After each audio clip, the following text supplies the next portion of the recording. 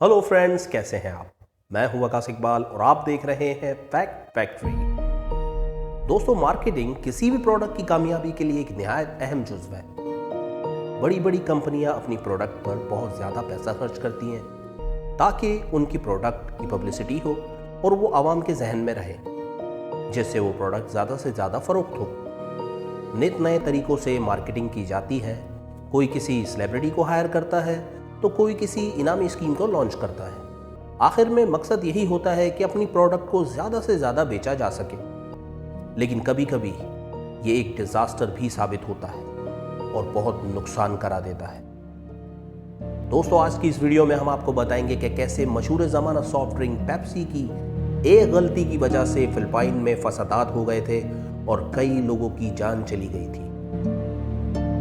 दोस्तों, ये बात है 1992 की। फिलिपाइन की सॉफ्ट ड्रिंक मार्केट में कोका कोला का राज था। तकरीबन 75% सेल्स कोका कोला ही की होती थी। तो पेप्सी कंपनी ने सोचा, क्यों ना यहां नंबर फीवर कॉन्टेस्ट को लॉन्च किया जाए। दरअसल नंबर फीवर एक इनामी स्कीम थी जिसमें पेप्सी की हर बोतल के कैप के पीछे एक नंबर होता था और हर नंबर अलग अलग इनाम का होता था। ये इनामात 1 फिलिपाइनी पैसों से लेकर 1 मिलियन पैसों तक थे। दरअसल नंबर फीवर को न्यूयॉर्क में वाक़े पेप्सी हेड ऑफिस में काम कर रहे एक कंपनी हेड पेड्रो वर्गेरो ने तख्लीक किया था और ये स्कीम कई मुल्कों जैसे यूरुग्वे, चिली, अर्जेंटाइन वगैरह में बहुत कामयाब हुई थी। तो पेप्सी ने इसे फिलिपाइन में भी लॉन्च करने का सोचा। फिलिपाइन की ज़्यादातर आबादी गरीब है और किसी भी शख्स के लिए 1 मिलियन पैसों का इनाम उसकी ज़िंदगी बदल सकता था। बस इसीलिए पेप्सी की डिमांड बढ़ गई और सेल्स रेशो 44% तक चला गया। दोस्तों, इस इनामी स्कीम को 8 मई 1992 को ख़त्म होना था। लेकिन जब कंपनी ने देखा कि इस स्कीम से पेप्सी की सेल काफ़ी बढ़ गई है तो उन्होंने इसे एक्सटेंड करने, मतलब इसे बढ़ाने का फैसला किया और यही उनसे बहुत बड़ा डिज़ास्टर हो गया। दोस्तों, हुआ कुछ यूँ कि इस नंबर फीवर कॉन्टेस्ट का सबसे बड़ा इनाम था वो 1 मिलियन पैसों था और ये इनाम सिर्फ 2 बोतल के कैप के पीछे होना था जिसका नंबर था 349।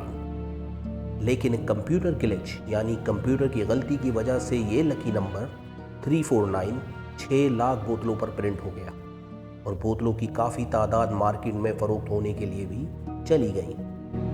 25 मई को जब लकी नंबर 349 का ऐलान हुआ तो फिलिपाइन की गलियों में लोग खुशी से नाचने लगे और बड़ी तादाद में पेप्सी की फैक्ट्री के बाहर अपना इनाम लेने पहुंच गए। इतनी बड़ी तादाद को देखकर इंतजामिया हैरान रह गई और कंपनी के सीईओ ने फौरन एक मीटिंग कॉल की, जहां उन्हें पता चला कि कंप्यूटर एरर की वजह से एक बड़ी गलती हो गई है। इंतजामिया ने बाहर आकर लोगों को बताया कि उनकी कंपनी से एक गलती हो गई है और ये सब कुछ कंप्यूटर एरर की वजह से हुआ है और कंपनी इतनी बड़ी तादाद में इनामी रकम अदा नहीं कर सकती। अलबत्ता कंपनी गुडविल जेस्टर के तौर पर हर इनामी कैप के बदले 500 पैसों की अदायगी करेगी। दोस्तों, कई लोग तो 500 पैसे लेकर अपने अपने इलाकों में रवाना हो गए, मगर एक बड़ी तादाद ने इस ऑफर को मानने से इनकार कर दिया और उनका कहना था कि भले ही ये कंप्यूटर एरर हो मगर पेप्सी एक मल्टी मिलियनर कंपनी है तो वो ये रकम अदा कर सकती है। लेकिन पेप्सी ने रकम अदा करने से इनकार कर दिया। इस पर बाहर खड़े लोगों में गम और गुस्सा भर गया और उन्होंने एहतजाज शुरू कर दिया।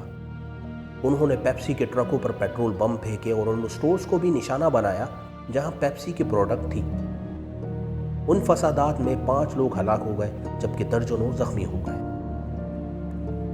मामले की नज़ाकत को देखते हुए फिलिपाइन की हुकूमत, मीडिया और अपोजिशन भी मैदान में कूद पड़े।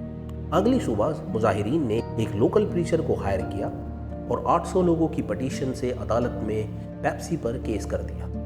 अदालत ने शुरू में पेप्सी कंपनी पर एक बड़ा जुर्माना किया और इसी इनामी नंबर के बराबर यानी 349 मुलाजमीन को गिरफ्तार कर लिया। लेकिन पेप्सी कंपनी ने फिलिपाइन की सुप्रीम कोर्ट में अपील कर दी। दोस्तों, ये केस 16 साल तक चला और बिलाखिर 2006 में सुप्रीम कोर्ट ने इसे कंप्यूटर एरर करार दिया और पेप्सी के हक में फैसला दे दिया।